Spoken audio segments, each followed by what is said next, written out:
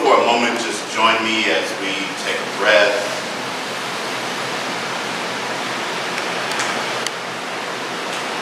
As we release this breath, knowing the Spirit speaks in and through and as me in this place and space. I'm grateful and thankful for all who have gathered here for this time together. And may we know all that is to be known in this moment, in this place, in this time of exploration and learning together. So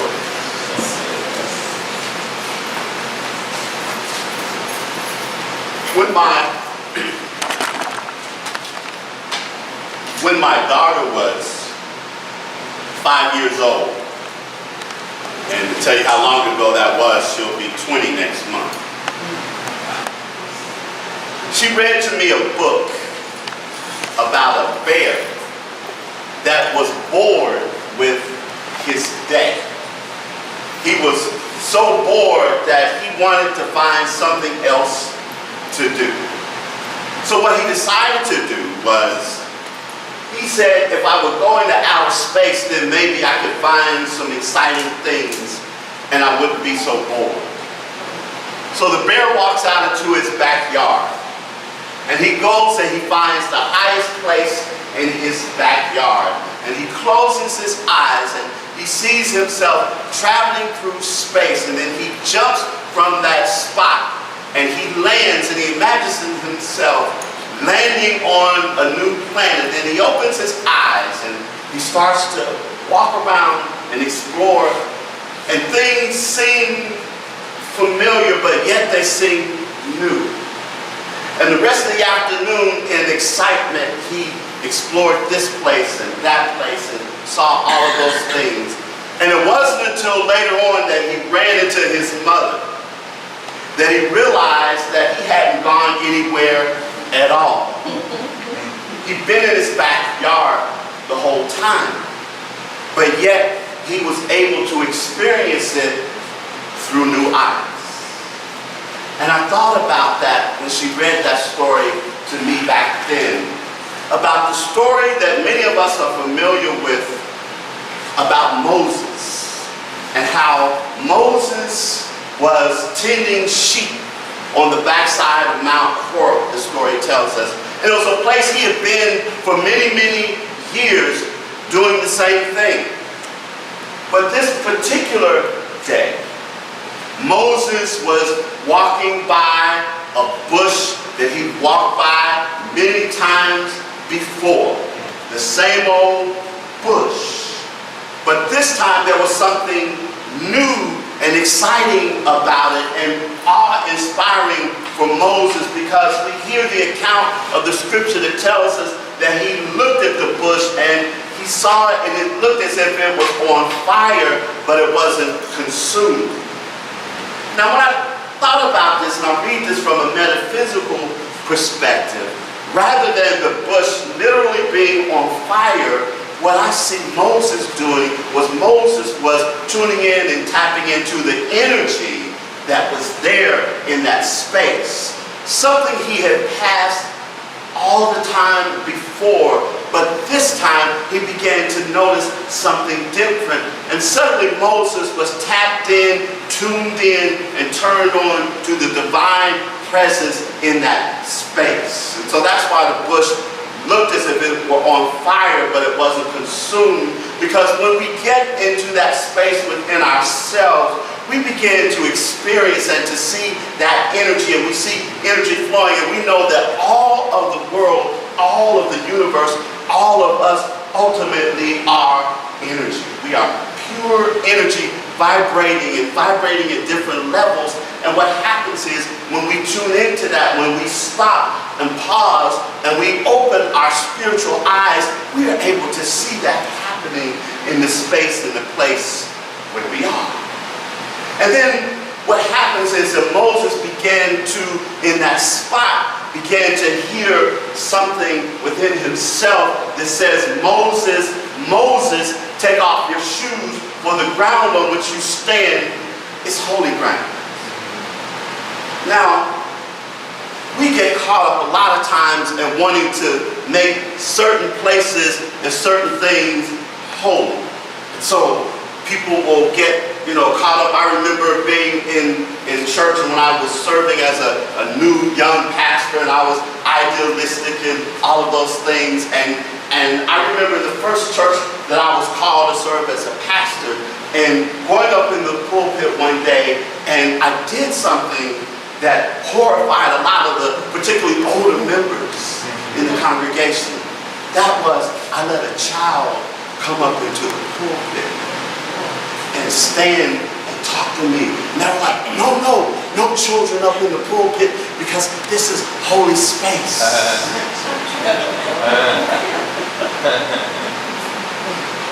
I said, well, if it's holy space, then this child has every right, as much as anybody else, to be here. But somehow we get caught up in, and I'm not negating the fact that there are not places where there's a certain spirit and vibration. And I was visiting one of those places this week. I was walking past, it's a place that several years ago, I was in that particular spot. And as I was in that spot, suddenly I, for a moment, felt the entire universe rush through me.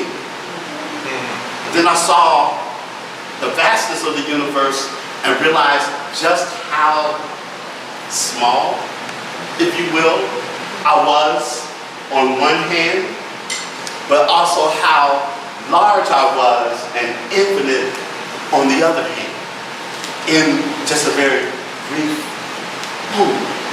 And so that's what I think was happening. The Moses was tuning in, tapping in, turning on to his divine essence, and he heard the voice. The ground on which you're standing is holy ground. And so not to get caught up in thinking that it's only back there that Moses could experience God, and only back there that God could be experienced, because sometimes that's how people want us to think and feel and see. But the thing of it is that if ultimately what we say in this teaching, that God, there is no spot where God is not, then it should follow that every place that we are is holy ground. Everywhere that we are is holy ground. And the fact of it is that it's kind of exciting when you think about it, because it means we don't have to try to invoke God's presence anywhere.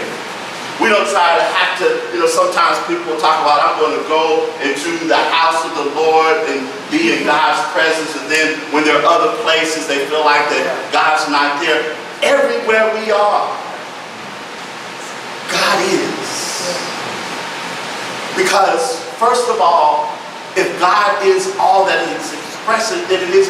And second of all, if God is expressing in me everywhere I go, I take God. I don't really have to take God anywhere. I ultimately have to do what Moses did, is to open my eyes and to see differently. And when we are able to do that, when we're able to understand what it means that every place that we are is holy ground, it begins to have a transformational experience for us. Because that means that in conversations with other people, the conversation then becomes a holy and sacred conversation. And I'm not talking about we've got to use all of the religious words that we like to use, amen, God bless you and all of that. That's fine if we want to. And then probably a new thought, well, we probably say, I'm going to hold the space for you and all of that, namaste, all of that. We don't have to do that unless we want to. But the important part of it is the awareness that wherever we go is holy ground. And the awareness is that wherever we are, God is expressing as itself. I remember in writing this, I said that means that if we are standing by the hospital bed of a loved one, that's holy ground. If we are in a car careening out of control, I remember that happening to me one time. I was driving faster than I should have in the winter time. and I hit a patch of ice, and the car started to spin out of control. But in that spin, I was as calm as I have ever been.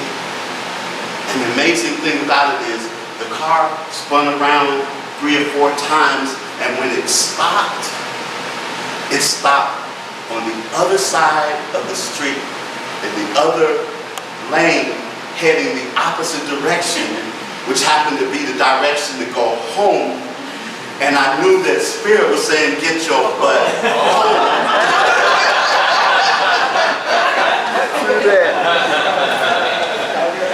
And slow down.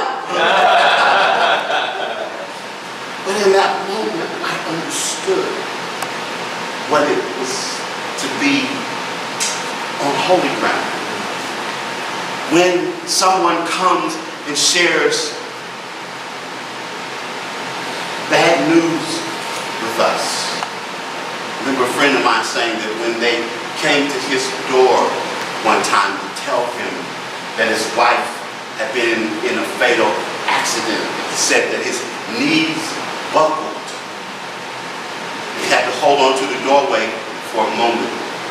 But because he had that awareness and that connection, he knew in that moment that while he experienced sadness, that he was on holy ground. And all I really wanted to say this morning is that each of us has the opportunity every moment to experience being on holy ground. Whether we are seated here in Open Heart or whether we are someplace else, because one of the really important things for us to remember, because I used to, a lot of times people would come to church and they come in place and they gather and they would get excited and they would do all kinds of things and everything there. And I said, that's great.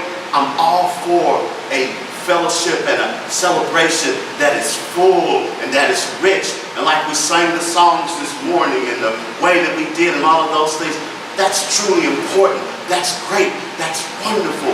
But the thing that I always say is that this has to be something that's inside of us, so that when the lights are turned out here and we're someplace else and we're in the middle of the night, or we're in some place where we find ourselves where we wish we weren't, or whatever it might be, that then we also know the same peace, the same presence, the same power, the same joy, the same harmony, the same strength, the same courage, the same thing here, any place else, anywhere else, because wherever we are, it's holy ground. When we do this, when we find ourselves just being still and allowing ourselves to be in the moment, things change. We begin to see, as in the story about the bear, through new eyes. Through new eyes.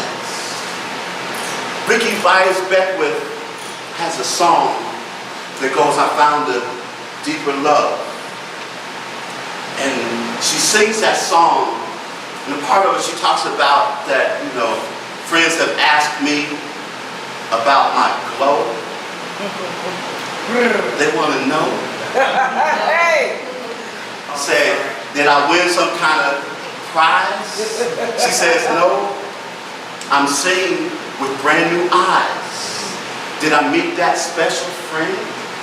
No. I found that love within. Because I found a deeper love than I've ever found. Because God revealed itself to me.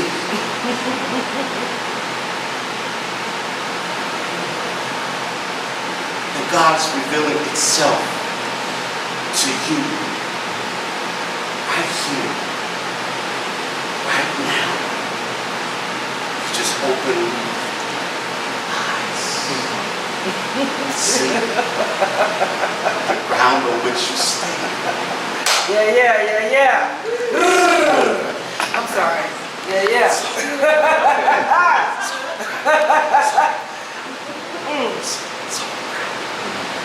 Let's take a deep breath.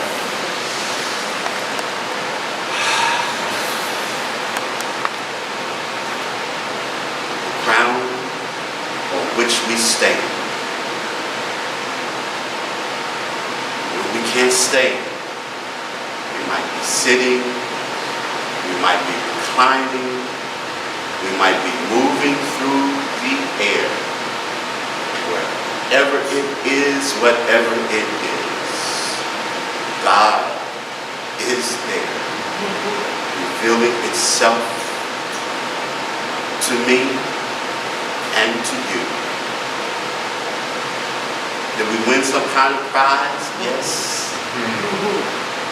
Sing life with brand new eyes. Did we meet that special friend? Yes. That deep love that flows within. So